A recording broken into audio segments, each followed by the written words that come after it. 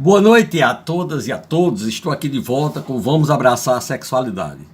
Antes de tudo, eu queria que você fosse lá no meu link, né, por favor, e desse o ok, fizesse perguntas, não é? E né, se inscrevesse no meu programa para que a gente possa dar continuidade.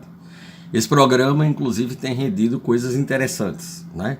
Foi o programa de vídeo, depois um zap com Vamos Abraçar a Sexualidade, onde a gente disponibiliza textos, artigos e materiais, livros e conversas, bate-papos, etc.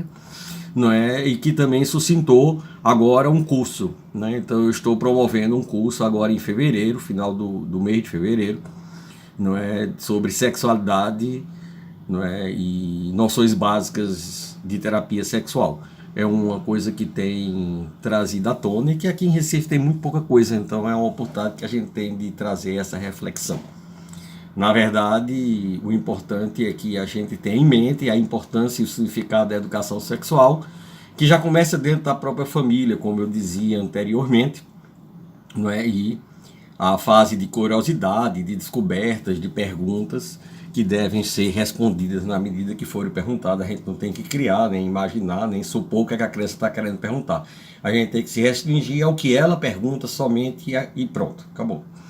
Né? Eu queria falar hoje um pouco sobre a questão da descoberta do corpo, né? Como é significativo para a criança essa descoberta, né? Quando ela começa a perceber, né, as diferenças, mais ou menos na fase anal, que ela é o processo de desenvolvimento psicoafetivo da criança, onde ela descobre o controle dos esfínteres, né? E o que é que ela pode fazer com isso, e é o primeiro exercício de poder da criança em relação ao controle dos pais e de si própria, né? Mesmo que seja a nível inconsciente, não é? Mas a criança desenvolve isso.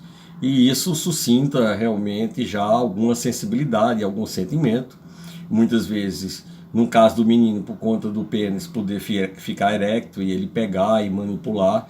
E no caso da menina, como não tem ereção, não é? Então ela pode sentir um formigamento, pode sentir alguma coisa, mas que isso não tem nada a ver com erótico, não tem nada a ver com a sexualidade do adolescente e do adulto. São apenas movimentos corporais instintivos nesse momento da vida, não é? Mas que é muito natural. A criança começa a brincar e passa por cima de um brinquedo, toca, o seu genital desperta alguma sensação. A menina, ao tocar a mão, também sente alguma coisa, alguma expressão, né? Mais uma vez, não erótica, mas normal do próprio desenvolvimento. E nessa fase, começa muitas vezes as curiosidades. Aqueles pais que tomam banho com a criança, normalmente, quando é um menino em relação ao pai e a menina, vai haver normalmente a pergunta, né? Por que é que o dele não é peludo e é tão pequeno, e o do pai é grande e peludo, em geral, né? Ou quando é a mãe, né? Por que é que ela não tem aquilo igual ao menino? E acontece a mesma coisa da menina em relação ao pai, quando ela vê um órgão diferente, não é? Ou igual à mãe, mas a mãe em geral pode ser com pelos. Então hoje muitas mulheres estão tirando os pelos, o que inclusive não é uma coisa indicada, não é? Por conta dos microbactérias, dos micro-organismos. Os pelos estão ali para poder proteger. Isso não quer dizer que você não possa aparar. Eu estou falando é tirar, como muitas mulheres fazem hoje em dia. Pode ficar muito bonito para algumas pessoas, para alguns jogos eróticos do adulto, mas eu estou falando de saúde sexual, né, que é manter isso.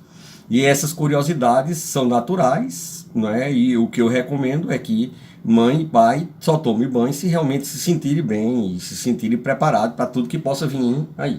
Uma vez eu dando palestra numa escola e a mãe disse: eu fico preocupado porque meu marido toma banho mais de cueca, aí desperta curiosidade mais do menino. Sim, desperta sim, e eu acho que isso pode ser evitado, né? Se você não se sente bem, não faça o que você não se sente bem, né? Se você se sente bem, não tem nada demais. Você tome banho juntos, mas deve ser nus se for tomar banho, e está disponível a responder as perguntas que a criança, porventura, venham a perguntar. Não é por que é diferente, por que é maior, por que é que você tem e eu não tenho, no caso da menina em relação ao pai, e do menino em relação à mãe, por que é que ela não tem e ele tem. Não é? E é uma boa oportunidade. Você não vai dar uma aula, um tratado de fisiologia, nem um tratado biológico, mas que você pode explicar aqui o tamanho da criança, no caso do pai, ou em relação ao menino. A mão do pai você bota junto com a mão da criança, é pequena, o corpo, a perna, o braço, o pescoço, e na medida que você vai crescendo, isso vai crescendo todo o seu corpo também, esse órgão genital seu também irá crescer e ficar igual ao seu pai. No caso da menina, é uma oportunidade de explicar. Não é que homens e mulheres são duas espécies dos seres humanos que têm um corpo fisiológico diferente, embora tudo seja igual, braço, boca, olhos e etc. Mas a mãe tem o peito maior, não é? E em relação ao homem, e a menina em relação ao menino, a mãe em relação a filho ou filho, né, tem um órgão genital diferente.